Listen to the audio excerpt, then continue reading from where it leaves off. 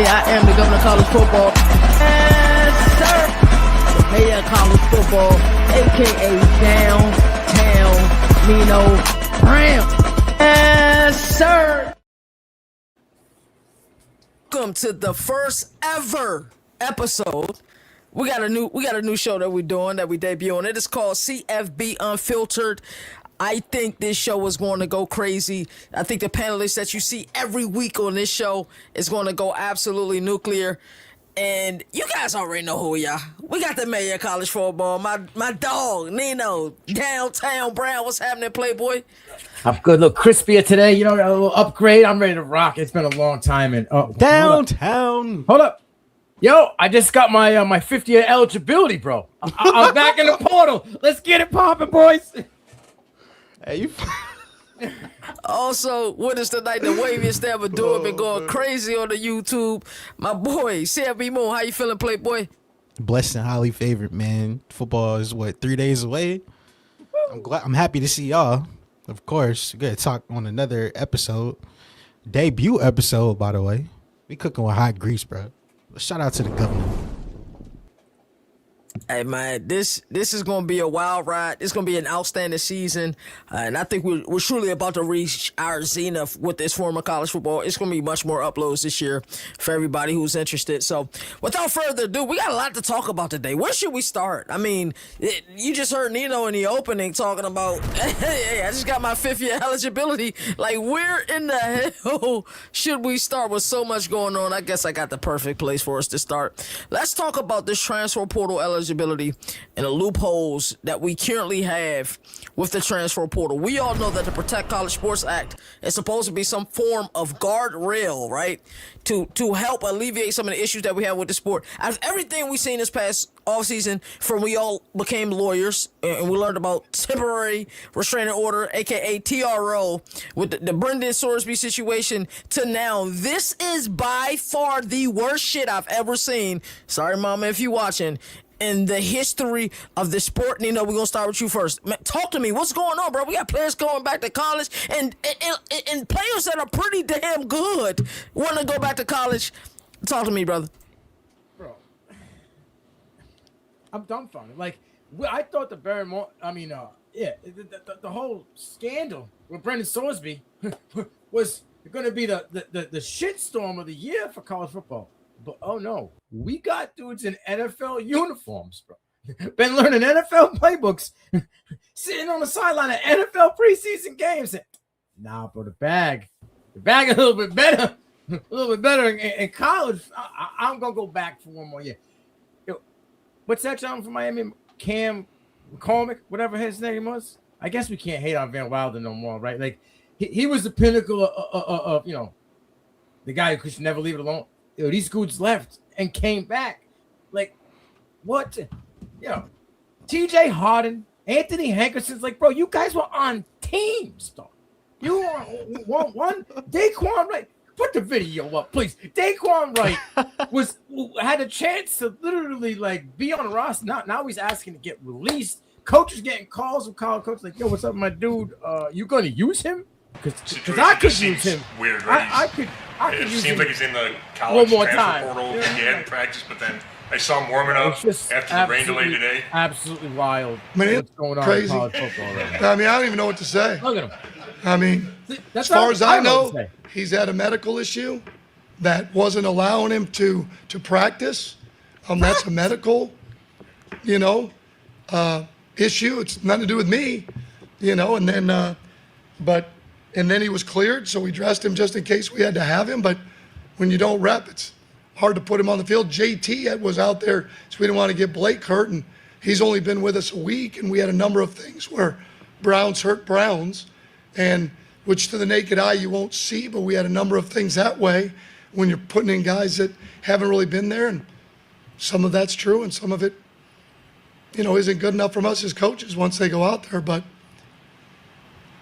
I mean, I don't know what to say. I mean, I don't know what to say. Wait, he said something. Now I was trying to figure out why Lane was giving me a call. Like, I wondered why Lane Kiffin reached out a week ago. Now I know. I mean, shit, I didn't know. Now I know. I didn't call him back. Now I guess I should have. This is what we've come to, boys. This is what we're at, bro. When college coaches are calling NFL teams like, yo, he gonna make the team. He ain't gonna have to put no ink down, because if he ain't gonna sign no paperwork, send him back over here. Like, we thought that, the Sorsby thing, we thought with the transfer portal, when these guys are doing the phantom sports, like, I'm gonna go for I'm going with track and field in the portal, but I just happen to play football also. We thought that, or just dropping out. We thought that was going to be the issue, bro. They're just saying, nah, we're going to go to some courtroom. Like Thomas Castellano started in Kentucky, ended up in Louisiana, right? Like, whatever courtroom's going to give you the okay. We're gonna, like, the NCAA just constantly walks around with their pants down their ankles every single day, pants at the ankles. Like, yep. Next, Vaseline. I'll take that one. Like, it's just, I'm dumbfounded. It's a mockery. Like, Charlie Baker. Like, it's. He's been out of the conversation. Honestly, we don't even respect that man no more. Who is Charlie Baker? Charlie. He just sits in the dock. Charlie. He just sits in the dock. Somebody find me an APB for Charlie, please, because he's nowhere to be found. He bit me. Why is he crying, Charlie? Charlie bit me. Bro, like DQ all of a sudden, and it was only 16 guys that started off. That was the thing. And then all of a sudden, this guy then it's DQ Smith. Now there's the guy from New Orleans who was just suiting up on the sideline for the Saints this weekend. Now he's going to LSU. Like, LSU's like, yo, we're going to go all the fucking for Lane Kiffin in year one. We're going all the way to, like, yo, if I was traded as Green, I would have been, hey, yo, Lane. My dog, let me have a word with you real quick. You fucking up my bag now, bro. But, like, I was possibly top 5 tight end in this draft class. Now you're bringing homeboy who's stiffing the dog, the Cleveland Browns playbook. Now what? You think he's coming back to sit on the bench? You gave him the call, bro. I already know I'm second fiddle. This dude signs in and clears waivers and everything. Like, what would happen if some NFL team went, nah, I want this dude. Fuck you. Then what happens then? Now we're in a bidding war. Lane Kiffin gonna be back channeling. Who got the biggest bag? It's crazy shit. It's this crazy world right now in college football. I'm dumbfounded. It's a cold, cold world outside. We got 26 eligibility cases that have been filed around this country, and according to the reports, we have 10 of them that have been granted restraining orders or injunctions for them. So, that's getting close to half right there. So we talk about roster management in the system that we have. It's totally all up in arms right now.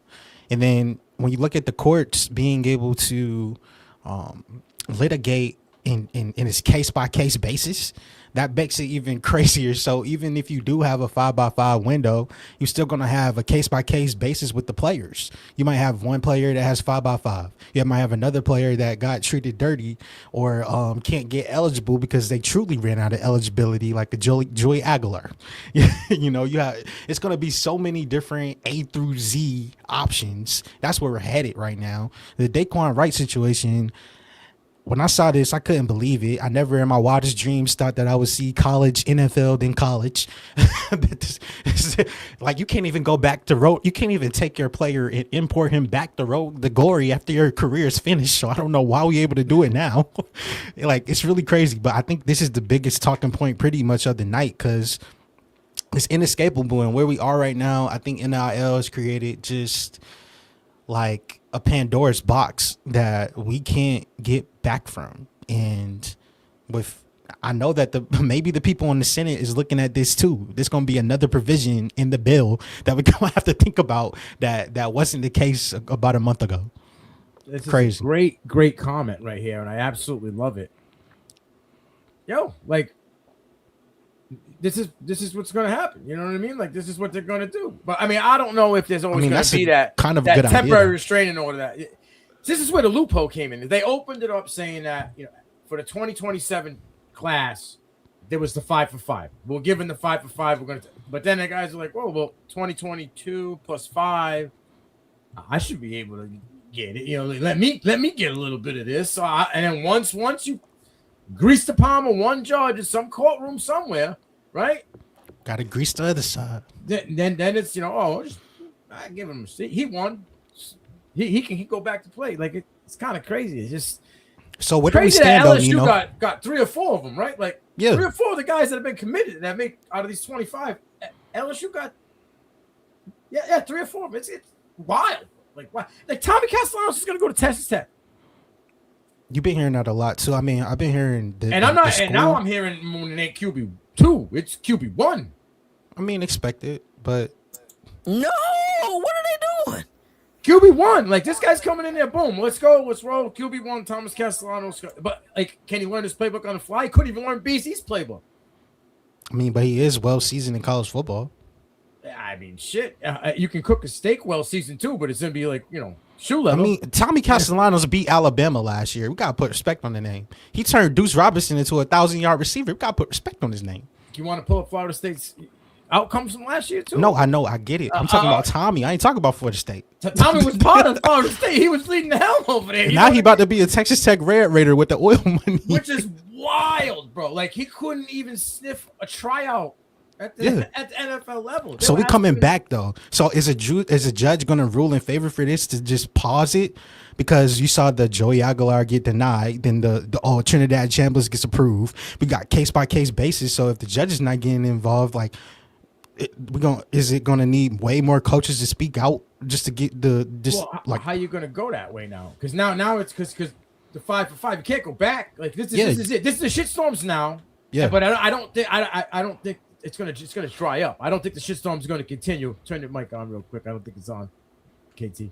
I was gonna wait until I actually started talking. Yeah, go ahead, go. I saw you ready. All right, yeah. So we got a couple schools of thought here. There's been some great vernacular, great verbiage. I truly appreciate both of you. My thing is the NIL has brought parity to college football. I don't think NIL is the issue. I think the lack of a guardrail is the issue. I think also what these players aren't looking at is college football is a player-led league. WNBA, player-led league. NBA is a player-led league. NHL, player-led league. MLB, player-led league. And they will be probably striking, on a strikeout, for this upcoming MLB season. The NFL is an owner-led league. Those 32 board of governors run the NFL, and if you don't think they're petty, ask why Brendan Sorsby isn't playing, in the NFL this upcoming season. They're going to remember you, Daquan Wright. Thomas Castellanos, I can see a little bit. You know what I'm saying? If Diego Pavia finds his way back to college football, that wouldn't surprise me at this point. What class was he a part of? I'm not sure. I think he's 21. So 21. I think 2021. Yeah. I think it's 21 as well. But this is scary. I'm not sure. SEC is meeting today to try to do something about it. But once they're granted that temporary restraining order, we don't have current guardrails in place to combat that. What happened with Brendan Sorsby is Texas and Lubbock saw how immediately they became the villain of the sport. People from the media calling out, everybody kind of wishing on their downfall. And I think Cody Campbell, Coach McGuire and company said, you know what, hey, let's do the right thing. At the very end. And then they're talking about, well, we didn't know all this was going to happen to him. Of course it was all going to happen to him. What you thought the NFL, the National Football League, was going to allow that? It's no way that happened. So that's just my 2 cents on this situation. These players will be allowed to play. I'm interested to see what Thomas Castellanos looked like in Lubbock. It can work. Gus Malzahn, I think, was great for the system that he ran. I'm not sure how he fits in Lubbock.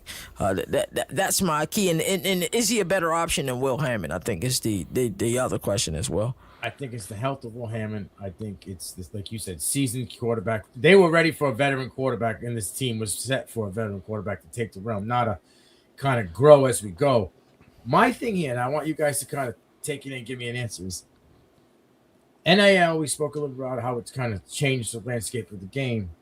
And these guys coming back, these 25 guys coming back, is because their jobs aren't guaranteed, right? They know that when they go to school and they get that check, which is more than what they were going to make and then some this year, if they even made the cut as undrafted or, free agent, because that's the only way. If you were drafted, you can't go, right? You have to be an undrafted free agent that hasn't played it down or anything. Like hasn't signed a contract. That's why Daquan fits the bill. Right. But now, is this going to force this owner-driven league in the NFL to change the minimums? Are we going to get higher league minimums and contracts for guys in the third or fourth round that are going to be a little bit higher? Because this is what's changed and diluted the draft. Rounds 5, 6, and 7, they don't mean shit. Because they're going back home. I'd rather go back for another year. Now that I got 5 for 5, I'll stay back for the 5th year, right? And get $600K guaranteed, which is way more than I would get if I was a 7th or 6th round pick. Not even guaranteed that I was even going to make the team at that point. So now is this situation and how NIL is kind of taking its hand in college football? Is this going to force the NFL to kind of make a move money-wise on that end? Or you're going to kind of see this dilutedness continue? I think because of what KT said with the owner-led league, they just kind of just watching and observing. They're going to let us be the ones that get into all the controversy. We like them bad kids that just don't know when to sit down somewhere. And then you tell them, hey, stop jumping off the bed. And then they'll be like, okay, I'll stop. And then they jump onto the bed. And then you'll be like, I just told you to stop jumping on the bed. You said, well, you told me not to jump on the bed. You didn't tell me not. You told me not to jump off the bed. You didn't tell me not to jump on it. Mm-hmm. That's what college football is when it comes to the guardrails of what the governor is speaking about. Like, we're going to find a way to finesse and finagle, like, get it out the mud. The quote by Ryan Day on the screen: if there are teams that have some players out there who are cut from NFL rosters that are going to be least considerate and look at it. Do I like anything about it? Absolutely not. But we got to do what's right for Ohio State. So it's a sort of day-to-day kind of thing right now. And like anything, we're going to try and adapt. But I think we would all agree, maybe not everybody, but that there has to be a certain point where your roster gets locked in. I'm with that. And I'm also with, our guy Dan Lanning as well. Like, I'm with both sides of it. Once you go to the NFL, you're in the NFL. You don't get the opportunity to come back. It's unfair to the sport, and it's unfair to the players on current rosters for those guys to be coming back. A la Trey Green. Like some of these guys went. He was there. He was next man up. Whatever. Some of these guys went to schools thinking that they were going to be the guy. And now, what if a T.J. Harden or an Anthony Hankerson come in and steal that role as that RB? Like, you weren't going there. You could have went somewhere else, got the same money, and been a dude there too. Now you just fighting for reps, what you could have done where you were at. Like, because they're coming in with another scholarship, competing against another scholarship player, against another transfer, against another NIL negotiation, against another position room battle that's coming in. Like you mentioned with Trey Dez, like there's multiple pots in it when you just make this one decision when the roster cutoff was supposed to happen at some point. There has to be some kind of paperwork here that they got to get through. And like I said, I don't think next year will be as bad because this was, hey, we opened the door and everybody hit the floodgates. Whoop! It's got you got to. I might not make this. You think my agent? You think it's possible that I could go back? Oh, I mean, what separates? We go to that one. We possibly got a chance. You know what I mean? Put it in an injunction, get a TRO, and then all of a sudden, well, let's try. He's getting word he's on the chopping block, probably not going to make the roster. He gives his agent, boom, all of a sudden. Now, like I said, you got to feel for him in a way because these are young kids trying to secure their future, their bag. You know what I mean? And if they can go back to college and get more and get a little bit of a safety blanket, maybe get a chance to get drafted now. Now, how does that work? That's what I'm saying. Like, you read an NFL playbook, you put on an NFL jersey, you're going back to college, and now the scouting report's going to be kind of crazy, right? Because some people, you were on the team, and they're going to come, like, they got insider pull with you. It's kind of like insider trading now because when you sit down, like, hey, I remember you last year. Sorry things didn't work out, but I'm seasoned now. I got a little better. You see the numbers? You got to catch yourself. You know what I mean? I've been in an NFL type of offense. I was moved around a while. Oh, we could use you. Yeah, I mean, there could be those comments. Those numbers don't get lost. You think they delete those phone numbers, coach? Nah.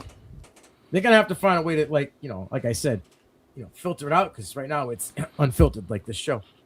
Hey, maybe there would be more of an uproar around this topic around the nation if it was a high school kid going to college and then trying to go back to high school.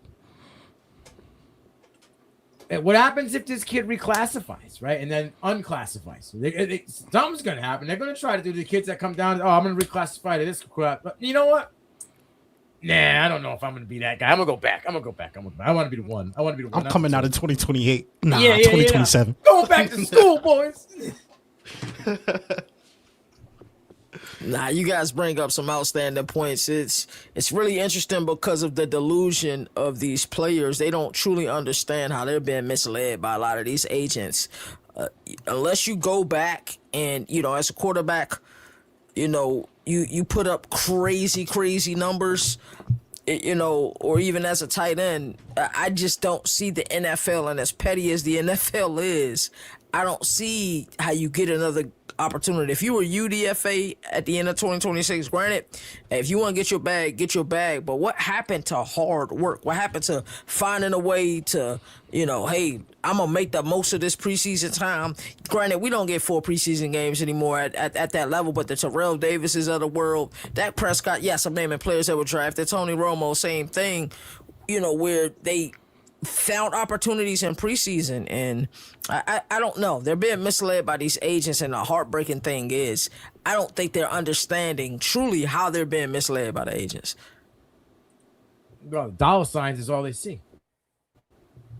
But again, some of these guys may not. They could have got cut this week and then never got another chance, never sniffed another chance of playing, professional ball, to go CFL or something. And now they can go back and go get a bag. Like, it's just shit like that. You gotta feel for them, but there's gotta be a line. Like, before you go if you want to go in a training camp or something, you're unsigned for it. You went to training camp, but when preseason starts, the actual preseason, that's got to be a cutoff. You know what I mean? There's got to be something there if you want to meet them halfway. But I just think once you declare for the draft, bro, you moved on and you're on to the next stage. You close that opportunity, that job, that thing, and now we're working on the next chapter. You can't reread the book. I think it's going to be different.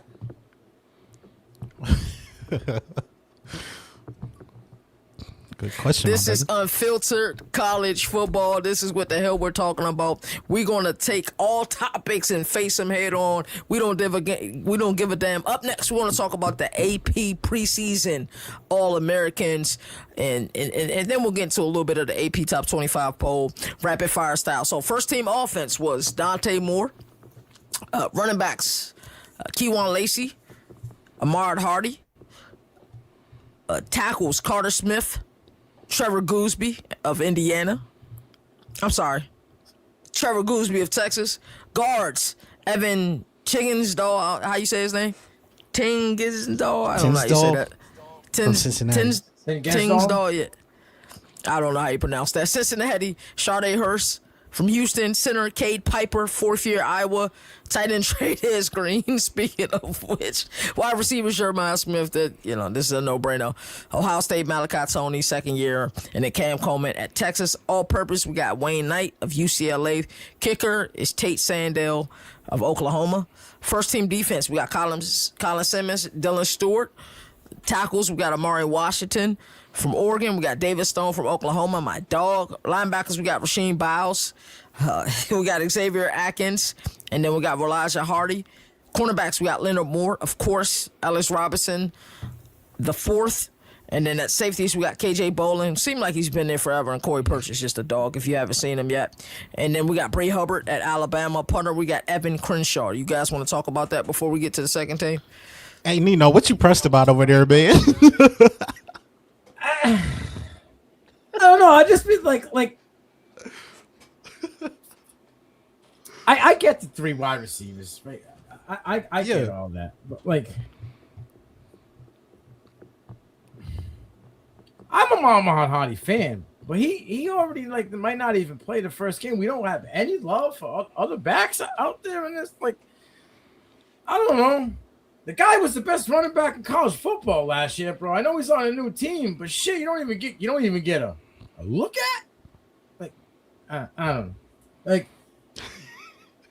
I'm all for Dante Moore, right? But all I heard for the last 3 fucking years was Archman, right? Yeah. Trevor Gooseby, that dude might not even be ready for game. I don't. I get it. I understand where they're coming from, but let's not just scout fucking helmets, man. What the fuck? You know what I mean? Like that's how I feel. We're talking about AP poll voters, and I hate to bring this up. We remember the Haley Sawyer situation from a year ago. I think a lot of what's going on. Hey, who you put? Who you put? Where the fuck is Antoine Raymond? Where's Antoine Raymond, bro? How is this guy not like mentioned anywhere? Yeah, it's frustrating. Two of my favorite wide receivers in college football, and of course they're not going to be mentioned. Who was there mentioned over? But Amari Thomas at Houston, and then Isaiah Satania put on the fucking tape.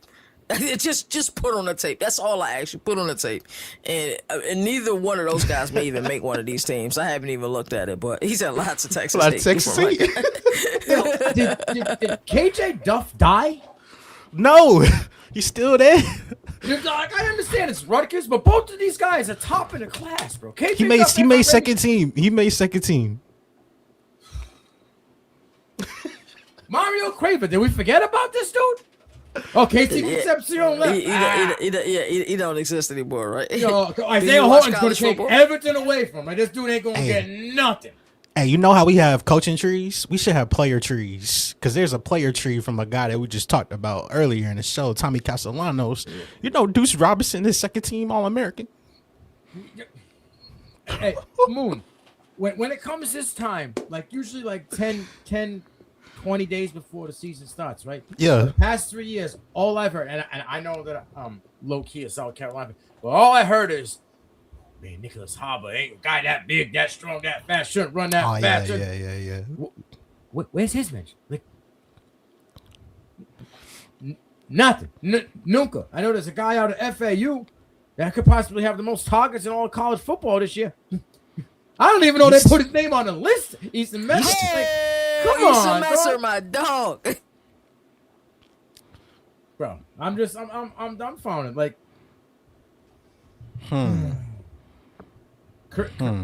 Both of y'all side at the same time is crazy. And that's why we got our show coming up. I understand, like, it's Northwestern who just named Aiden Childs as QB1, but and I know people will be like, who the hell is it? Griffin Wild don't get no love, bro. Don't get no talk about. Like, none of this. Like, it just seems like it's top programs. I know Duff made it, but like the top programs and like that's it. Like we're going to give you the big names that everybody knows. We don't give a shit about nobody else like that.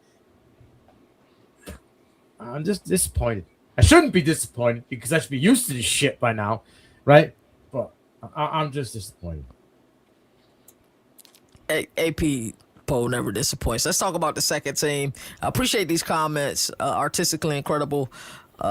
Let's go ahead and talk about this second team offense. Quarterback Trinidad Chambliss, Ole Miss. Running backs Mark Fletcher and LJ Martin for BYU. Shout out to LJ Martin.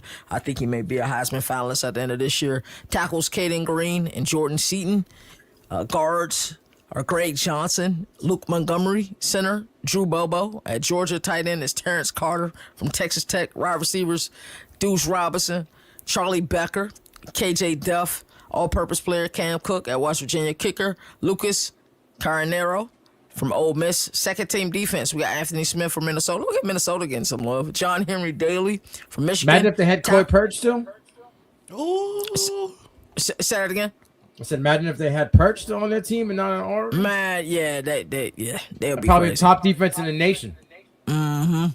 The tackles Tyreek Tucker, Will Eccles, linebacker Sammy Brown from Clemson, Braylon Wilson from Georgia, real deal, and then Kingston Asa KVA. from Notre Dame. KVA, yeah. Cornerbacks Brandon Finney Jr., Xavier Brown, of course, I think he should be up here. Safeties Bronte Johnson, Ty Benefield, and then they got a defensive back category too for Kelly Jones. I don't even understand that. Punter is Palmer Williams from Baylor. That's the first team. That's the second team. Give me your instant thoughts on this list here. Once we take away our Yeah.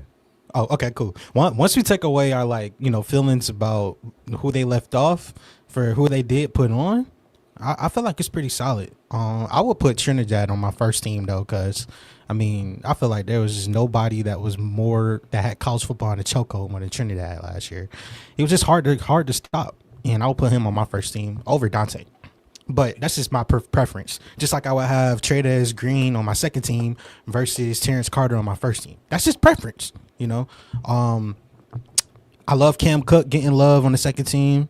Shout out to West Virginia. But his season last year was freaking incredible. All-purpose player? Like, really? Look, he made the team. That's lazy, man. That's like, we don't want to get no slack. He wasn't going to all-purpose player. So you putting him over Mark Fletcher and LJ Martin? I'm just saying, I love LJ Martin and I love Mark Fletcher, but he had the most rushing yards in the nation last year. Yeah. I know. That got to count for something, right? Like, was he top 3 in touchdown score on the ground? And now he went to West Virginia, which is a more friendly system for him than he was. When he was at Jacksonville State, they couldn't throw the ball. It was one-trick pony, and he still rushed for the most yards in the nation. Bro, did I not see Ben Roberts on that list? Ben Roberts? No, a Texas Tech linebacker? Yeah. Nah. They had Sammy Brown, Raylan Wilson, and then Kingston Viliama. There's no way you leave Ben Roberts KVA. off of that list. KVA is, I'm going to tell you something right now. On all this shit right KVA is going to end up this year as the best linebacker in the country. Wow. But he got it. He got it, and people are now starting to understand what he got. But when he first came in, we talked about him. We said he was going to be a game changer. His impact last year was unbelievable. My man said he got Tate Martell. Yo, they put Trinidad Chambers as the QB1 returning on every freaking media outlet, on every But graphic. then when the AP poll comes out, it comes too. Like, I'm an Oregon fan. We know that. But I'm also not stupid. You know what I mean? Like, come on, man.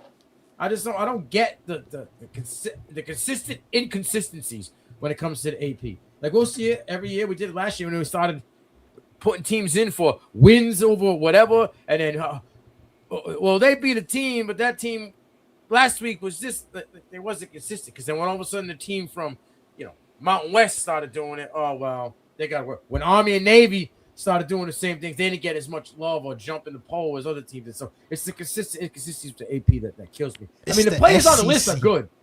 Yeah. It's the SEC AP poll. Well, there's some, Indiana's on there, Oregon's on there, Big Ten's on there. 14 out of the 27 are from the SEC. It's the SEC AP poll. They ain't one G5, right? One? There's one? No, there's not. Oh, no, you're right. There's not one, and I have an issue. I have an issue with that. Oh, no, you're right. Troy, the only one, he's a punter, though. That don't count. Hey, they got Tate Sandell, not Tate Martell. I mean, Wayne Knight was at a group of 6 school last year. So technically, but that's still an all-purpose player in the same role as Cam Cook on the first team. And he's at UCLA. Hey, I'm gonna run. Go ahead. Jamari Johnson don't get no love. Like, I know you like Terrence Carter Jr. and I'm with it. Yeah, but I'm pretty sure Oregon's put a tight end in the top 65 the past 3 years in a row, right? Pretty sure he was a top 10 pick this year, or just outside the top 10 pick. The last tight end. God, it's wild to me. What's your boy? Your boy didn't get no consideration in Georgia State. I'm sorry. I mean, Hollier got getting no love. Like, Grant Hollier should be getting some love, I think. 100%. But they'll wake up. That's why we when the buzz starts coming from the what do we call those gentlemen that come in at week 1? What do we call those people? Casuals. Yeah. It's like, you ever watch The Walking Dead? The zombies are coming, the casuals are coming. Yeah. We gotta make a video. Every year, August 1st, I start seeing everybody talk a little bit about. Whoa, what was that? My fault. You had it. My bad. All right, let's talk about this AP poll, top 25. I'm going to run through this top 25 real quick, and then we're going to play a game, hate it or love it. Give me a team or two that you love. Give me a team or two that you hate on this list. At number 25, we got Missouri. At 24, Louisville. 23, Houston. Shout out to H-Town. I love Houston this year. 22, Iowa. 21, Utah. 20, Tennessee. 19, SMU. 18, Penn State. 17, Washington. 16, Michigan. Oh, my God. 14, USC. 14, BYU. Here you go to AP poll voters again. We can't put one at 14, one at 15. 13, we got Bama. 12, we got Texas Tech. 11, we got LSU. 10, we got Oklahoma. 9, Ole Miss. 8, Texas A&M. 7, Miami. 6, Indiana. 5, Texas. 4, Notre Dame. 3, Georgia. 2, Oregon.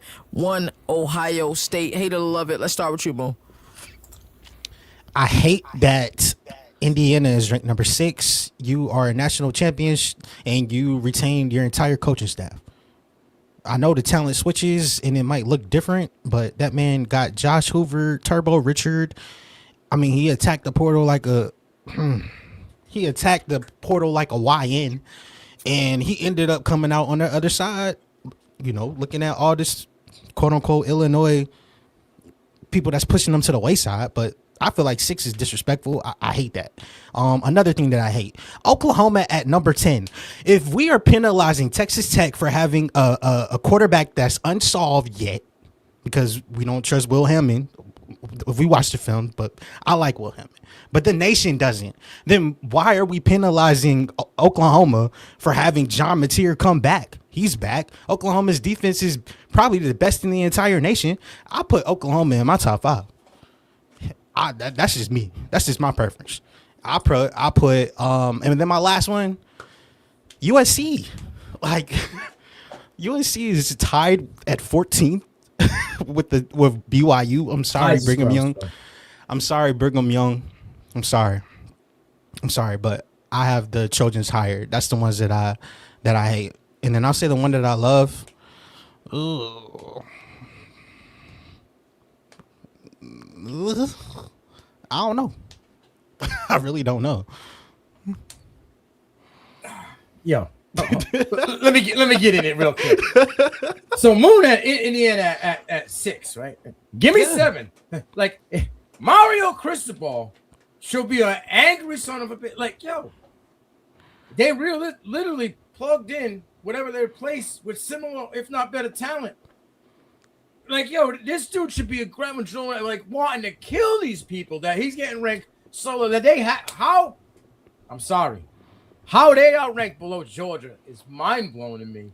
Knowing that they were just in the national championship with everybody, and this is sneak this, and because KT knows how I feel about it. Return to production, right? Like they should be higher in my book, right?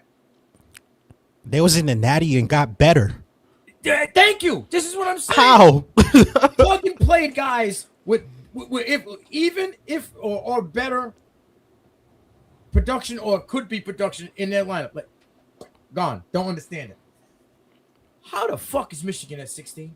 I've read everything. Thank you.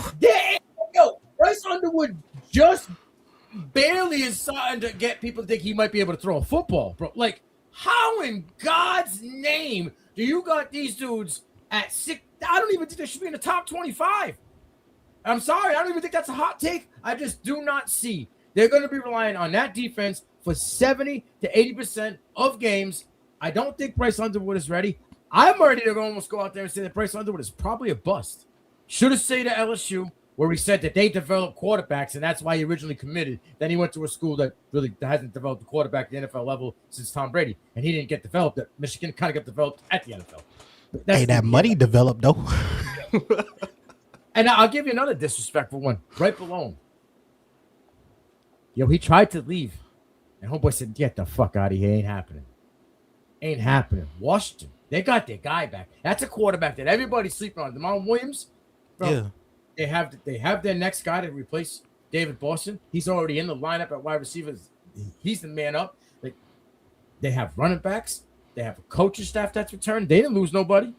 Like, yo, Washington has literally put in a lineman, whether it be offense or defense, in the NFL, probably for the last 4 or 5 years. I want to say if top 90, maybe top 100. for the last couple seasons now. I remember that 2 years ago they had two of them when Penix is here. 2 or 3 of them got drafted in the top 90. Like they have pieces in play, and they ain't getting no love. Like it's kind of crazy to me. I think Houston deserves a little bit more love. I think Houston should be a little bit higher. Yeah. I'm a Conor Wegman advocate. Been that way since he was at Texas A&M getting the shaft, bro. Been that way for a while. You talked about Thomas, right? They got the running backs. They got a plethora of running backs, right? They got linebackers. They got a back end and safeties and DBs that both can play physical, can get after the ball. I know it's a different coaching staff in there, but it's just a modified version of the coaching program and system that he's been known to for so long. He's just going to put his twist on it. It ain't going to be that different. Absolutely insane how insane to me that Houston ain't getting the love that should be. How is Houston ranked lower than the team that it just smacked in the bowl game? I'll just... Do they watch bowl season or do you just skim through it, AP? That's about to be my question. Do you watch college football or do you just skim through it? And the fact that we are so unbelievably, we can't make decisions. Why do we have 214 teams? At the end of the day, when we line this up at the end of the year, the top 11 teams, or if we do get a season like we got last year, which I doubt because the ACC pretty much eliminated that with the new rule that they had this year, at a G6 program is going to be in the college football playoff. It is lazy, in my opinion, to do a top 25 and don't have G6 representation in the top 25. One thing that I absolutely hate, you guys already touched on it, Indiana at 6, I think is disrespectful. Oklahoma at 10, I think is disrespectful. When you look at this defense and offensively, if they find some physicality running the ball, Isaiah Satania is must-see motherfucking TV. I promise you, if you haven't seen the kid play, watch him play. He had a few plays over 50 yards a season ago, had 2 exact plays over 70 yards a season ago. In Tennessee, I doubted them last year.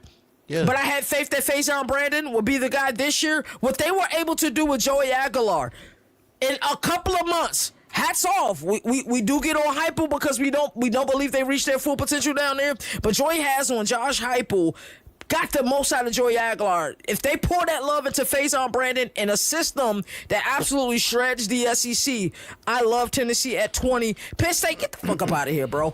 Bye. Since when do we put teams in the top 25 based on schedule? If that is the case, put NC State in the top 25 based on schedule. We put teams in the top 25 based on where we think they're at per roster construction, where we think they're at moving forward. This team was in Ames. A lot of the same was in Ames last year. Granted, I think Matt Campbell did an outstanding job with limited resources in Ames. Started the season off 5-0, and they lost to Colorado last year. You're not lying. Yes, the resources are more plentiful in Happy Valley, but what makes you think that they're going to be announced because of a schedule? Since when do we rank teams based on the schedule? That's all I have for Hater. If that's the case, but Notre Dame won. If we're ranking them on schedule, they ain't playing nobody.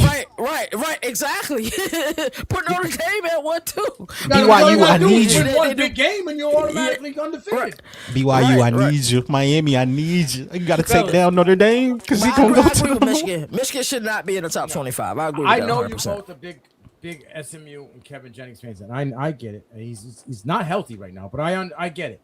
But how in God's creation is Cal not in the same consideration as SMU? Because they put some work on them last year. I can hold you. This Cal team is different. This Cal team, just being around them at ACC Media Days, we got to be around Tasha Poyer. We was around SMU a lot, so I'm not wavering with SMU, but Cal is something to like about them. It really is something to like about them. Of course, they got JKS. The system is something that JKS talked to me personally about this year. He's saying he loves the system a lot. If they can figure out the defense aspect of it, and I think that's why they went defensive-minded at head coach. We're going to get a guy to be a coordinator offensively. I like that approach. We see it work at Texas A&M with a defensive-minded head coach. You're going to get a stud at coordinator to be that. So I'm interested to see if Cal can be physical at the point of attack. If Muhammad can do enough out of the backfield, look out. I love that. So the question that we had I guess heading into this season was, can Ole Miss duplicate what they did without Lane Kiffin? And my answer is yes. They already showed you in the college football playoff. So if that's the case, then why isn't Ole Miss higher? I'm putting Ole Miss higher than Texas A&M. I'm sorry. I'm putting Indiana up higher than Texas, probably even higher than Notre Dame and Georgia. I would probably have Indiana at 1, Oregon at 2, Miami at 3, maybe. And then I'm vaulting. No, dang, I forgot about Oklahoma. Oklahoma got to be at least like maybe 4 or 5 for me. And then I put Ole Miss right there. But those other teams, I have question marks other than that I don't have like about an Ole Miss. I don't have a question mark about Trinidad Chambliss and Keywan Lacey. Just use your brain. They coming back. But I got question marks about like Notre Dame, and their governor said it all last year. Who are you when we go out to the deep end?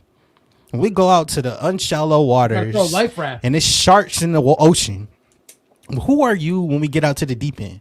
So if Notre Dame does make the college football playoff, because they only play BYU and Miami on their schedule, that's tough.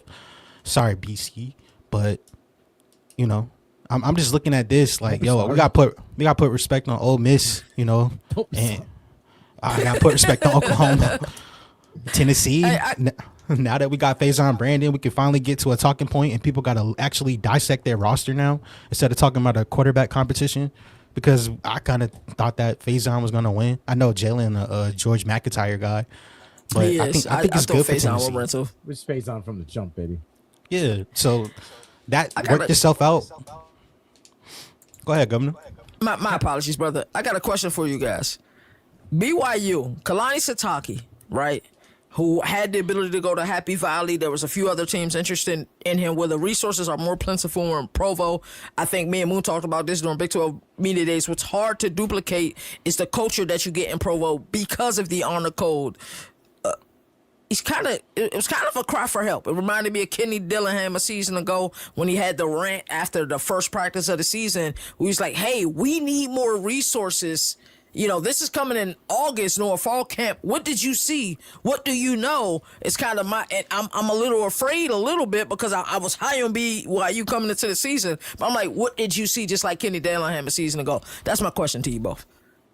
I think with BYU, Kalani Sitake, you know, he's BYU chewing through, but I think it really weighed more on his heart than it may have been led on to believe that Notre Dame job. And then once you get exposed to what that other side is like, you go back home. It's like you've been there before. You've been chilling with your girl and everything, and then you end up going out with the gang. You see a fine shawty at the club, at the bar. She's trying to throw the number at you. She's trying to throw the bag at you. She's trying to buy you a drink. Shoot, she said, as a matter of fact, whatever you want on me, I'll pay for it all. You want wings? Line them up. You want fries? Line them up. Shoot, you want an extra beverage? Line it up. I got your Uber ride taken care of too. Yo, yourself get back home. You can't tell me that you're going to look at your wife with the side eye like, that's your lady. She been through the mud with you. But based on how you was just treated, it has to run through your mind a little bit. That's what makes me think about with Kalani Sitake. He went back home to BYU after the Notre Dame conversations and everything. He got all this stuff coming back. He's like, dang, maybe they was talking cash money talk when we start talking about resources. Yeah, because we in Provo, Utah. We're in Provo. Like that's inescapable, bro. That's inescapable. But it's your fault because you made the choice. What you just said is facts. What I'm going to tell you, Kalani Sitake, this is what he was saying. Why this one ain't got a man at home then? Why this one ain't got a man at home? And why she out here juicing me up? You go back in the side. I go back home. I kiss my baby on the forehead and said, thank you.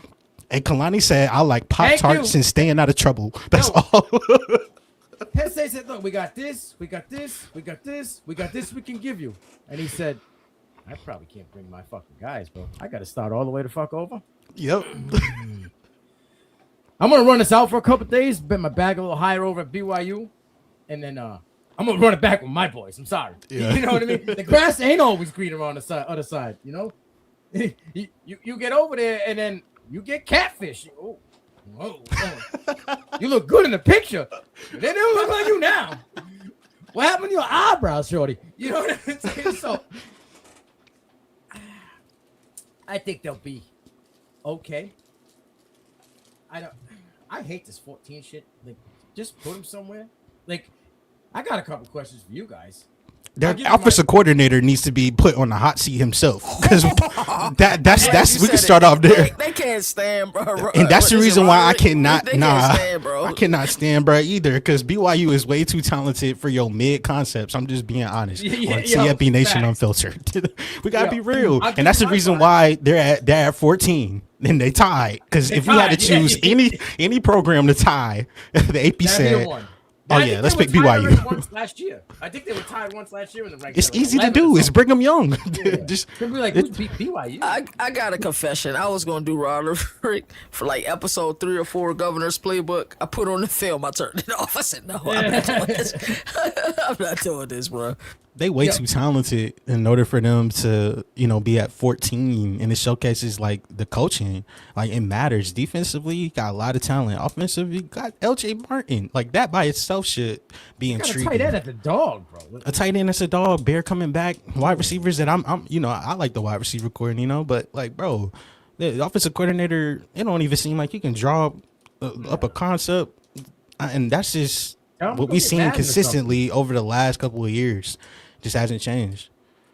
Now, you said you had Indiana at 1, right? That would be your 5. I'll give you mine. I'll go Indiana. I'll go Miami. Mm-hmm. At 2, I'll go Ole Miss 3, Oregon 4. Mm-hmm. Who's at 5? I'm looking. Okay, take us Texas. I'll keep Texas right there.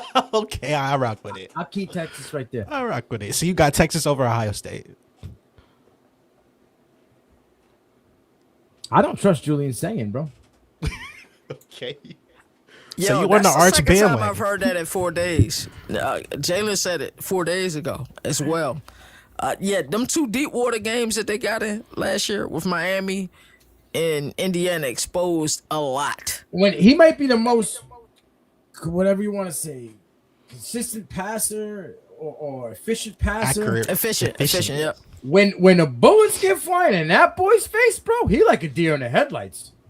Yeah, he just wants to hold on to it like it's a biggie. Mama.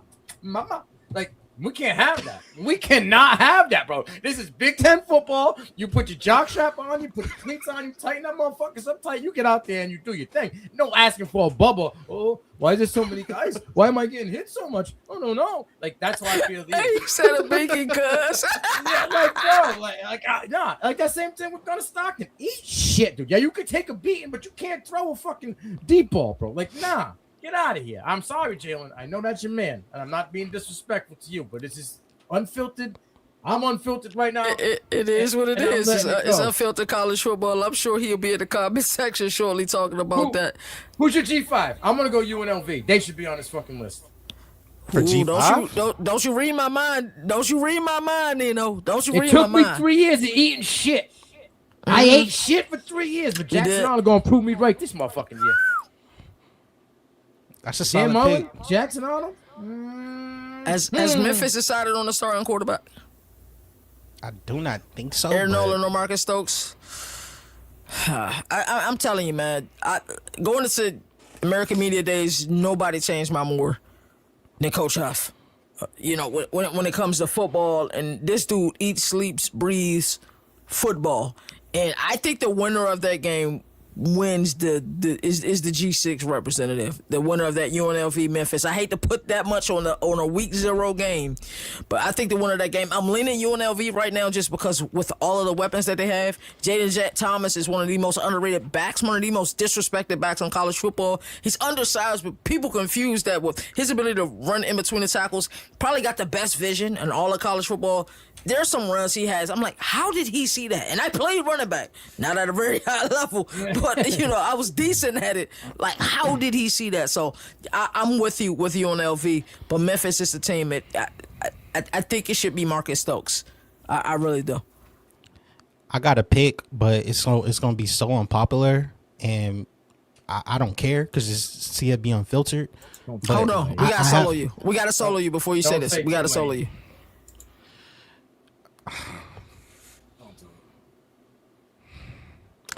So when people think about G6 representatives, immediately we go to Boise State. Immediately we go to Mountain West. Pac-12. New Mexico's, all of those, North Dakota states. I'm not going there. I like New Mexico a lot. Yeah. That quarterback situation, I already knew it was going to be suspect because Jack's still not, solid. We still got to wait on him to get healthy. We'll talk about quarterback battles in a second. But I'm not going to drag it out. I really do believe that one of the service academies is probably going to end up in the college football playoff. And they're going to do it in a way that's so methodical and probably sneak up on you. And I try to convince myself on every American Conference team. I was sold on Charles Huff just like Governor was. We talked to Zach Kelly. I'm sitting there glued to. I'm like, man, what else is going to say next? I feel like a candy kid in a candy store.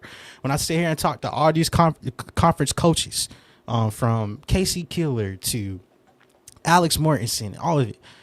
There's one school that I didn't talk to, and then I had to go do my deep diving. Bro, Army returns a quarterback by the name of Helms. This kid last year by himself was the entire offense. And I have a feeling, and it's something I can't shake, and I don't know where it's coming from. But the more that I think about it, bro, like Army could win the American Conference, and then I will be sitting here and all of our plans are in the shreds, and we're like, nobody could stop them. I heard Casey Keeler talk to me. He said, man, Moan, we had to spend all offseason saying to ourselves that we got to prepare for this option game because in order for us to even make a championship, we got to beat either Army and or Navy, and we play them every year because of our location. I think the American Conference is going to go through one of the service academies, bro, and I'm leaning towards Army. And I'm sorry, Navy fans, I really am, but they quarterback, I'm betting on all his numbers this year on underdog. I'm betting on everything. I'm with you. They've been knocking at the door, Army and Navy, for the past 2 years, and we've seen a senior for the past 3 seasons at Army just take over, put up godly stats, right? Bryson Taylor crazy numbers. 2 years ago or last year. Yes. And this is giving me those same type of feelings when they came out of nowhere, and then it's like, oh my goodness. So I'm just saying, like, and it pains me to do it, Governor, but I think Army might win the American. That's my pick. That is an excellent pick. Because, I mean, not only did we hear Casey Keeler sing praises about the academies, we also heard Tim Pernetti sing praises about the academies since they've joined the American. So I think there's a world where that exists. I don't think the voters will want that to happen. Only because they've done it the hard way. Like, no transfer portal. Who wants to transfer to a military academy? Have to be undefeated. Right. But I think there's a team in the American that can get both of the academies fits, and that's Rice. And their approach to it. They're a little bit more exotic with the way that they run their flex bone because they'll run it out of the pistol. But I think they could be an Achilles heel for both of them. So when we start to look at the end of the season, like, damn, did one of these schools lose to Rice because of Rice's ability to function like that? And the thing that scares me is, as good as Air Force was a few years ago, think about how the Mountain West has caught up with their system. Yeah. Will that happen in the American? That's my biggest question. I think Army and Navy overall have done it better for a longer period of time. But Air Force, we were just talking about them being like a 9 or 10 win team just a few seasons ago, like 2 years ago. Yeah, so that's the interesting point. But I like that because we've heard it all at American Media Day. Shout out to the American. I got their shirt on by the way. What about that'd be interesting. Brian Hotline and USF. We're going to get into it in a few seconds. Another one. They just named your guy at the starting quarterback over there. I mean, their schedule, we've gone over it a few times. It's not really the most difficult schedule in the world. Their schedule last year felt tougher, I should say, than this year. USF could be a team that could be a thorn in some of these American Conference teams' side. American's gonna be so fun to watch this year, just from a ball schematic standpoint. Like, you're gonna turn on games this year and see Rice running triple option from pistol. You're gonna be like, what? You're gonna see Zach Kitley throwing it all over the yard with Caden Veldkamp and Easton Messer. You're gonna turn on a Memphis football game, see Aaron Nolan or Marcus Stokes lighting it up, with Charles Huff. It's gonna be so fun. And people think we lost coaches and everything, but there's still parity in that conference, and I think the G6 representative comes from the American. Don't forget about ECU too. My Pirates, bro. I still got faith in ECU and that program. I think they had okay season last year. Some guys, came to fruition, stepped up, and started to see what they have this year. But I think I'm in on ECU this year. I think they could be another team that battles for the top there. I made a joke on Twitter and said, if there was any school that Tommy Castellanos could just transfer to for one day, transfer to ECU for week 1 of the season, because they got to play Alabama. And last year, you already got the sauce with Alabama. So you literally would be our joker, our joker deuce card. A man could dream that. Nah, that's a fact. That's a fact. I'm interested to see what happens at USF because, the identity offensively is changing drastically. You're going from the veer and shoot Brown style system to a pro style spread system that Brian Hartline likes to run in here. And I talked about that in this interview. And I was telling him how we go to the Senior Bowl and we'll see a guy under center for like the first time. He's like, yo, that is bonkers. I'm like, nah, seriously, you'll see a guy going to center for the first time. I guess my I know he can provide the culture where they can win there. I guess my question is how quickly can you flip it from one style and it's drastic versus like Jacksonville State. Like when Rich Rod left for Morgantown, Charles Kelly and company still running the same system. So they kind of had from a strategy perspective, had the same system in place. So it was easy for them to have that, that continued success. Conference USA it's sad. Because they have some really good teams this year who I think won't even sniff it only because of the, when you look at SOR and SOS, like I think Delaware's going to be outstanding this year. Jacksonville State will be there in the thick of things. I think, WKU, if not now, then when, you know what I'm saying? But it's just that SOS and SOR, they have the worst in the country when it comes to strength of schedule. But to your point, though, that's why that game versus the Jacksonville State versus North Dakota State game matters so much because it's out of conference. And who knows, at the end of the year, it might come back into play in the mix. We start talking about tiebreakers, conference championships, who gets the nod for that bid.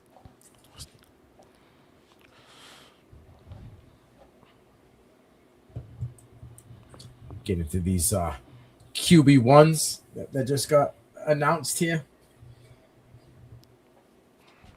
I'm about to say, go ahead, Nino. All right, you got it. I know there's got to be some things on this list here that you want to talk about. Absolutely. I mean, outside what we're going to show here on the list, I'm also going to talk about, we talked about Aiden Childs committed to Northwest, not committed, but was announced QB1 for Northwestern. Side point to that though, because I don't know if we're gonna get too much into Aiden, but it should be fun to see Aiden work with Chip Kelly and see Chip Kelly build an offense around Aiden Childs. That's something I'm looking forward to. Hopefully, if he goes all in and don't half step it. If we get, I was about to say, seeing his leadership, I was at a Maryland game a couple of seasons ago, and he was there and didn't play that great. They did find a way to win the game, but to me, it was a constant communication on the sidelines, trying to gear people up. And I'm sure from a coaching perspective, what Chip Kelly was able to see in him is, hey, if I can get this guy not to turn the damn ball over and be a little bit more steady as a decision maker, I think we have something here. And shout out to them. So what they was able to do with Preston Stone a season ago. Yo. So I'm excited to see what happens with Northwestern this year. My apologies, Nino. Continue. No problem. We talked about a little bit earlier. Faison Brandon, was named QB1 for Tennessee. We just spoke about just recently. Michael Van Buren Jr., USF QB1. This one was kind of surprising me. KJ Jackson named QB1 for Arkansas. I really thought AJ Hill was going to win that battle, especially since you did. Silverfield was going there. I mean, it was close from everything I read. Yeah. This was a no-brainer. Obviously, Anthony Calandria, he was obviously going to be QB1 for the Cornhuskers. I'm going to skip this one name. I'm going to circle back to it. But Dylan Lonergan out of Rutgers. I think this would be a good bounce back year for him. He played decently for the first half of the year, BC, and then kind of hit a wall, got injured a little bit, and then it was just kind of never got back on track. They just named, kid QB1, Keelan Russell for Alabama. What does this say for Austin Mack, who's super familiar with the system, and when it was his chance to kind of take the reins, obviously got beat out by, a higher caliber, talented kid. I kind of thought it was going to be a lot closer than what it was. And Keelan Russell still could put on a little bit of size, I feel like. But J.J. Cole, a guy that me and Dino have been talking about, waiting for that breakout to go. He was named a QB1 for FIU. Billy Edwards, right? He's been a traveling man over the past couple of seasons, but lands as QB1 for the Tar Heels. Bill Belichick wants, his finally gets his mobile quarterback, I guess, right? Billy Edwards is kind of like that mobile QB, was banged up a little bit last year, missed most of the season, but I think this is a good bounce back. Quinn Henicle going to be the QB1 for Old Dominion. That's a guy that you might want to watch out for, especially in the fantasy aspect. I think this kid could put up a lot of numbers. Nick Polios, guy named QB1 for Ohio. He takes over for the Parker. What was his name? He was a dog. Navarro. Yes, Parker Navarro. He take over for Parker Navarro. He'll be the next, Bobcats QB1. And then the guy I skipped over, Luke Weaver, San Jose State QB1. Well, I think that this kid has a possibility he could be one of the top quarterbacks in the country, stat-wise, by the end of the season. We've seen what people at San Jose State have done over the past few seasons, whether it be wide receiver or quarterback, and put up godly numbers. This kid put up good numbers a season ago, and I think he's kind of an underrated asset. People aren't really talking about him, but I'm in a fantasy aspect, and a kid that's going to put up numbers. I don't know how many wins San Jose State is going to get. Shout out, to their head coach Lonzo Carter. But I think this kid. I'm sorry, I'm looking at. I know you're talking about Sac State. Yeah, I know. I'm getting all messed up. Same thing. No, San Jose State. But the other kid from Sac State, what's his name? Colin. I forget his name. Colin something. He's the QB1 for Sacramento State. I think Luke Weaver and this kid are going to be guys that are going to put up big numbers for quarterbacks from teams that you don't really hear about, right? G5, but we've seen over the past couple of years, G5 quarterbacks put up godly numbers. I think both of these guys and dudes will look at like, oh, where'd he come from? Like, I know everybody wants to talk about the Jaden Craigs and those guys, but I think these two gentlemen are going to be putting up some big numbers this year. Talk to me about KJ Jackson. What did he do to win this? Because I really thought they were going to go with Hill. I just thought he is a better talented quarterback with a little more time. Honestly, brother, I just think, I know he was Silverfield's guy, but I think it was just probably the right fit. I do not think that KJ Jackson is going to be the starter the entire season. So there's still time for the whole AJ Hill experiment to still come to life like you wanted to. But I mean, it's just interesting. That was one of the shockers that I saw, because you got me on the hype train. I ain't gonna hold you. One of the sleepers in one that you didn't mention was Braden Atkinson won the starting quarterback job at Oregon State. Now, this matters because this kid won the Jerry Rice award for nation's top player in FCS and all of it. And now you mean to tell me that you beat out Malik Murphy? Now, I know Malik Murphy has been traveled, right? But he also beat out Brady Jones. So, like, when I look at where we are right now, for an FCS kid that just won a Jerry Rice Award to come in and beat a quarterback that's been around in multiple programs and Brady Jones, I say that he must have showcased to Coach Shepard, like, hey, I can get the job done and I could do it now. So I think that was brilliant, and that raises the floor for Oregon State ceiling significantly. So I feel better going into number 23 to Houston. I feel better going in number 12 Texas Tech. Now all our problems are not solved, but that was one that I said, okay, they did the right thing right there. And I think the other quarterback battle that I saw that kind of shocked me a little bit was Aaron Philo. Oh, yeah, Philo. Because I thought Tramel was beating him, bro. I thought Tramel was winning. And then it's like Philo came out of nowhere with these scrimmages, and now he got the nod. So as much as I hated Buster Faulkner stealing my guy, it's good to see him get the job for Florida. And he had to do it battle tested, because John Summerall is not going to have it any other way. But shout out to all the quarterbacks that got named over the last 24 hours since we got breaking news. Now,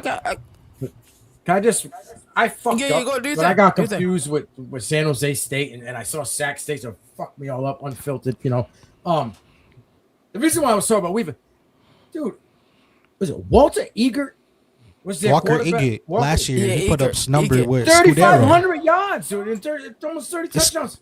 It's Coach Ken, bro. His system just This kid was recruited out of Modesto Junior College, where he put up 5,000 fucking yards in a season, right before he was in Hawaii. Before he was supposed to be the guy before Micah emerged as the guy for Hawaii. This was supposed to be the kid. Luke Weaver was supposed to be the QB1 coming out of Modesto. Like I said, 5,000 yards, he had like 40 touchdowns. Unbelievable. Now he's in a system that fits him perfectly. yes. I think this kid, the sky is the limit for him. Like I said, I'm looking at it from putting up numbers, production, and maybe even a fantasy aspect. This kid is a name that you're going to hear about a lot this year because he's going to have games where he's got 440, 450 yards, 3-4 touchdowns, right? Watch him. Nah, That you're right. system, You're right. And guess who they play week 1? I mean, week 0. who? USC. He could put up numbers in a blowout. Hey, stay tuned for the preview on DCFBNation.com.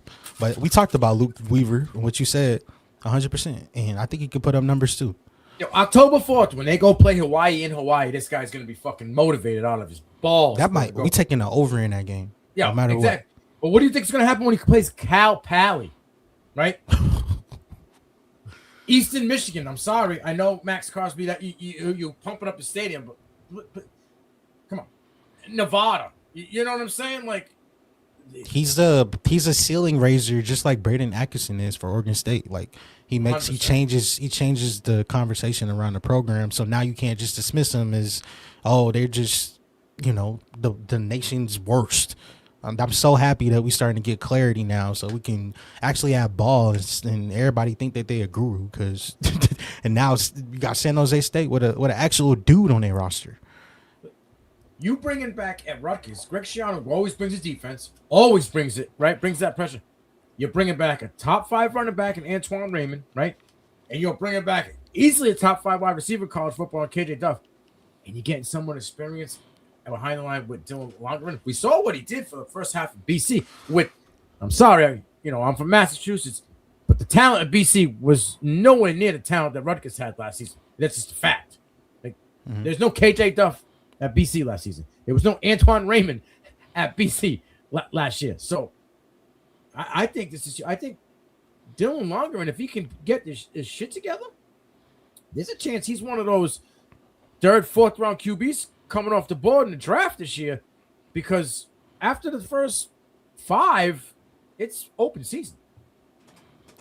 True say, brother. I had a couple of things to add to the conversation. The first thing that comes to my mind when we speak about Luke Weaver was like, okay, well, what's going on with this Walker Eggett and Dan Mahan situation? Because Manny Diaz has still been very mum. Like week 0 is literally 5 days away, closer to 4 days away, and we still don't have a starter there. So that was the first thing that came to my mind as we were having this discussion. The second thing, though, that came to my mind is when we were talking about KJ Jackson and how we won it, right? We remember when Sam Pittman got fired, and their AD Hunter Yurachek says, oh, Sam Pittman didn't have the resources in place to be successful here, right? So that's one of those things we say, well, okay, well, that was very grown of you to say that and admit that. But then, damn, well, why wasn't your job called for if you didn't provide the resources needed to raise the bar? Because you're spending money in basketball. We know that. Where's the resources for football? And so then you hire a guy that we love in Ryan Silverfield, and I'm still not seeing the resources in Fayetteville. I see it for basketball. I don't see it for football. We see that the bar has been raised in Lexington since Coach Stein has gotten there. They've been willing to open up their pocketbook a little bit more. In Arkansas, like when you look at the overall roster construction, not production, roster construction, do they have enough to even be competitive in the SEC? And when do we start talking about some of these AD jobs? We don't talk about it enough. We'll talk about these coaches and this coach got to go, but we don't talk about AD jobs. I think Billy Edwards can be great in Chapel Hill this upcoming year. But I think things can go left again in Chapel Hill this upcoming year. We're going to find a lot about them with the TCU game. And I don't think Ricky Rain gets enough credit for what he's able to do as a head coach and what he did in Richmond a season ago. There was a lot to love about the Sun Belt last year, but Ricky Rain in ODU was a lot of when I think about what happened in that conference a season ago. So those are just some of the questions that I have when we're looking at this list. When we talk about FIU and J.J. Cole, he was Iowa State. Was that where he came out of? I'm pretty sure he was behind Rocco Beck, right? I'm almost positive that he was supposed to be the guy to come in over there behind or battle with Rocco. But they had a guy. They had a guy over there. Yeah, it was Iowa State. FIU last year. Now, I was expecting to have a better season with Willie Simons as first-year head coach because of what he did at A&M, Florida A&M. Jenkins kind of was poo-poo last year. 1,700 yards in the air. Didn't seem to be the same kind of guy as he was the season before. More stability. Yeah, now you get a true pocket passer who can make throws, on the run, but he's not a dual-threat quarterback. So I want to see how that goes. My question to you, Moon, is if Willie Simons doesn't improve in year 2, is his seat really hot? I think he had to make this choice at quarterback.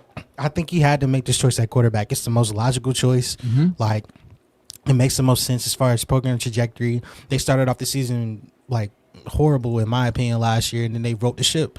Ended the season on a high note. A win streak. That was a QB change though, right? They there was a QB. Yeah. Because I didn't see it all the way with Jenkins, and I'm just gonna be honest with you. And this is against a Sun Belt schedule. A Conference USA schedule. Sorry, but Cole was pretty productive. 12 touchdowns, 2 interceptions, putting up 1.4K yards. I'm taking that option anytime. And you go into the fire of fall camp, playing in that Florida sun heat. Man, I believe he won that job. he won that job. I don't got no doubts in my mind he won that job. So I think with Willie Simmons, if he does not get the job done, then definitely he's on the hot seat, 100%. Because now you got me sticking my neck out on the line saying FIU gonna be good and gotta improve. Outside of Jacksonville State, Delaware, and the possibility of Liberty, possibly. What are we in Kennesaw State? How could I be so forgetful for my home squad? But even they just named Ricky Collins QB1 over there, right? Yeah, and I saw Ricky Collins in the whole Syracuse debacle last year. So I don't know. They're looking like they could be not on a come up, but an improvement in 2026. Yeah, I don't think Kennesaw is gonna fall off the cliff too far, but being a champion with the target on your back, it's not an easy position to be in at all. But I was just saying that from the standpoint of, if you're going to attack in the Conference USA, what better way to do it than now? What better time than now? You have to, because there's no Liberty. They're down right now. Stock is down. Some of these other schools, you're going to have to look at a couple of giants, in my opinion, to navigate through. And you could do that with JJ. You got the straw out the bucket. It's hard. You're not gasping. It's hard to bet against Caden Creel. Caden Creel. It's hard to bet against that man. That man is crazy, dude. Yeah.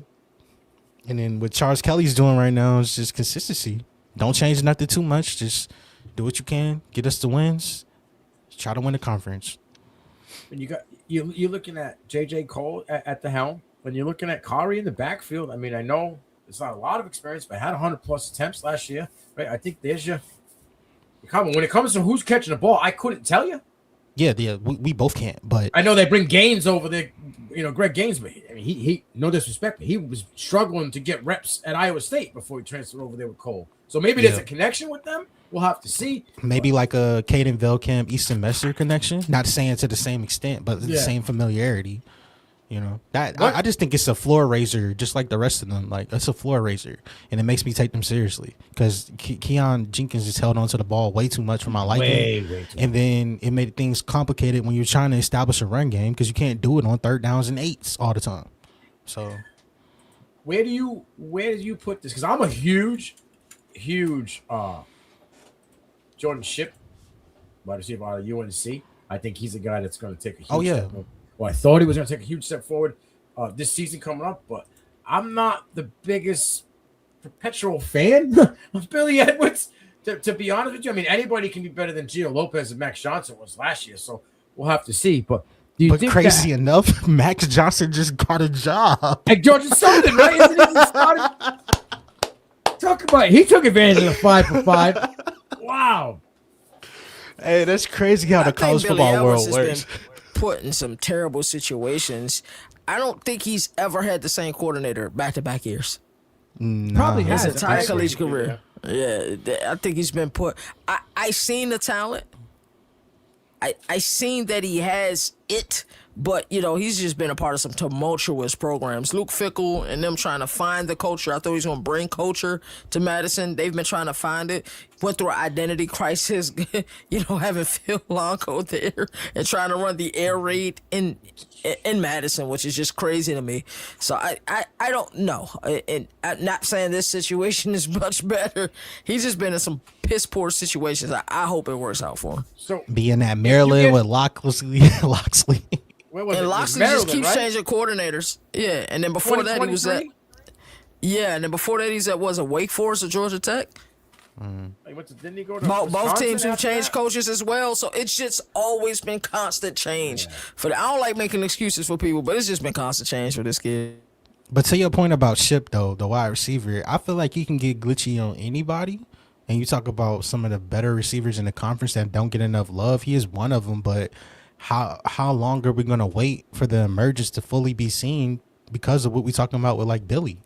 And, the Billy and Gio hold. I mean, at this point, I'm down on all stock USC. I'm down on Billy and Bill. So he says I'm down on Billy and Bill. And Bill. I'm taking little Bill over Bill. That's hilarious. I mean, not for nothing, but who did he really have to beat out? Burgess as a true freshman? He wasn't winning the job. I mean, I think Billy Edwards committed there as a layup.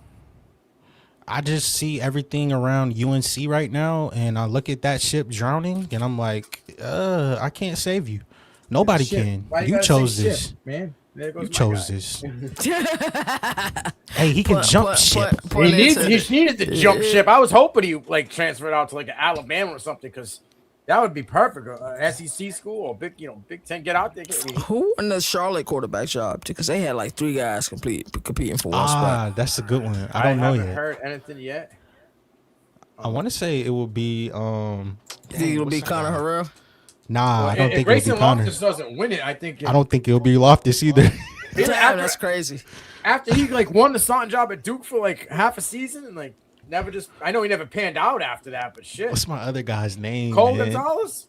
Yes, Cole Gonzalez. Coach Albin told me in media days that Cole Gonzalez was heading into fall camp as our guy. He already got named. He got named the starter. I'm pretty sure he did.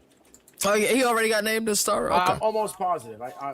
Yeah, it was just a few quarterback situations. I was like, I haven't heard anything. No, he hasn't got named yet, but it seems as though everything's trending on the up. They probably gonna go to the 23rd hour. Oh, Aaron Philo with Jaden Ball, Eric Singleton, Dallas Wilson, Vernell Brown. Whew. Did you really think he wasn't going to win the starting job? No, I was dead serious. When we got to the spring and they was talking about Tramel, I'm like, bro, Tramel don't play them in the spring. He definitely. I don't know. I don't know what happens with Tramel. He could take over, But look, he's going in when he came in at Florida State, right? Then he go to Florida State first and then transferred to Florida, or did he flip his commitment? I think it might have been flipped. I think he's been at Florida the entire time. Oh, he backed up DJ last year. You're right. Yeah, he committed to Florida State, then flipped his commitment. Mm-hmm. But again, look, he was behind DJ, and they were shit, so they were trying to get DJ established, right? I mean, I think he only played him maybe one game or garbage time somewhere.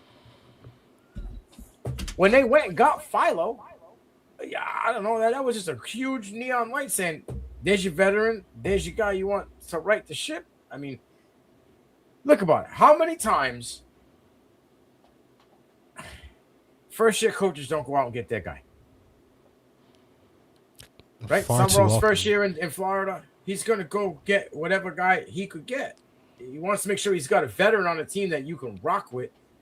And I think no matter what, when that season starts, when we start to put pads on, in the back of every coach's head, his guy that he went and got probably got a little bit more pull off the rip just to stop. So it's always going to be a little biasy, I think, until that guy goes out and wins it. I don't know, if Tramel Jones showed enough in this fall camp to win the job.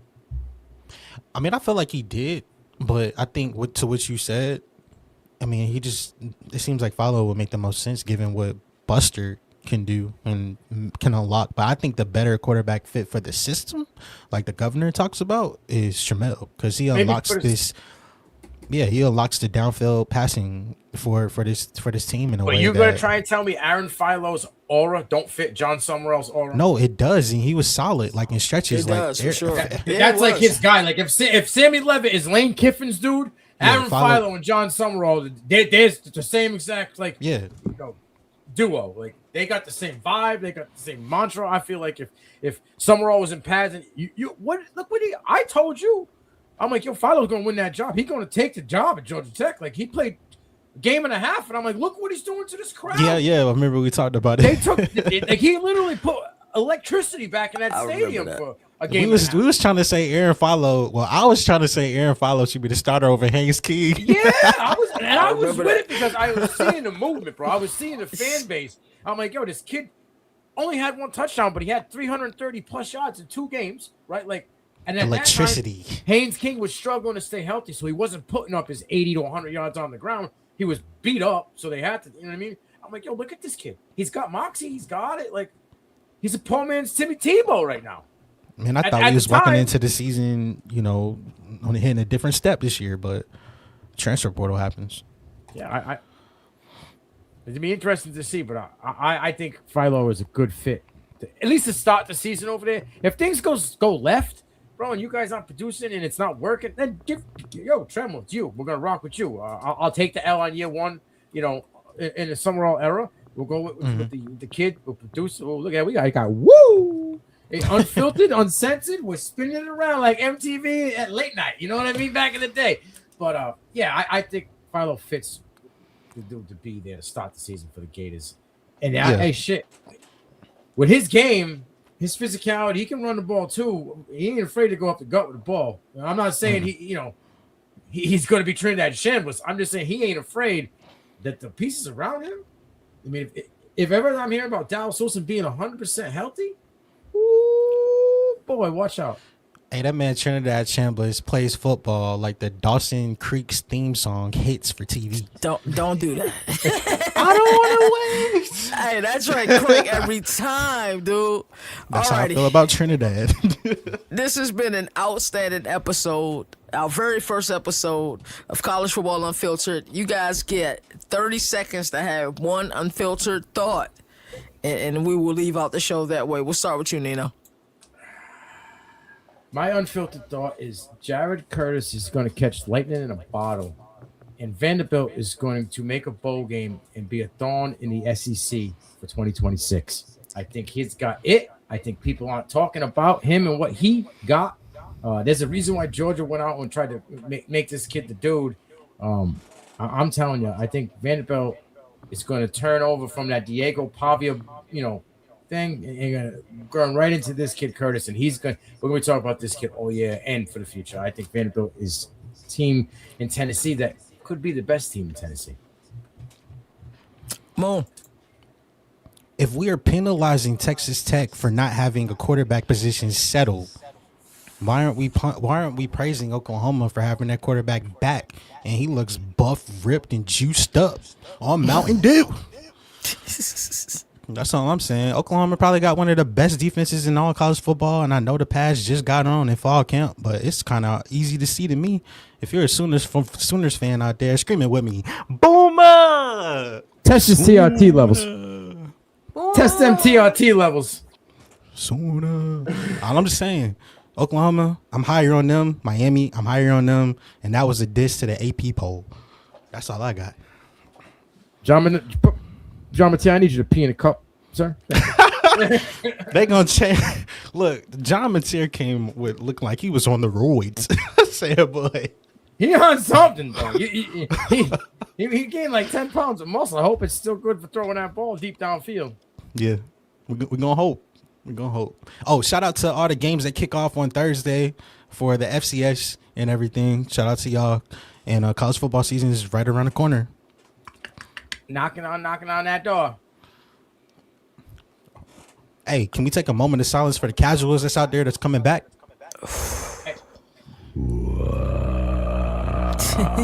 You hear? I'm waking up. I'm waking up out of hibernation. Where were you at in February, in May? Where you been at? Well, welcome back either way. Welcome back. Where was you when we made like 20 Brendan Storesby episodes because this situation was the only thing happening? Hey, fan communities. That's all I got to say. Whether we talking about schemes, we talking about the Jimmys and Joes or quarterbacks throwing off kilter, the one thing you know on this show, you going to get it unfiltered. Y'all have a good one. Yes, sir. Today I am the governor of college football. Yes, sir.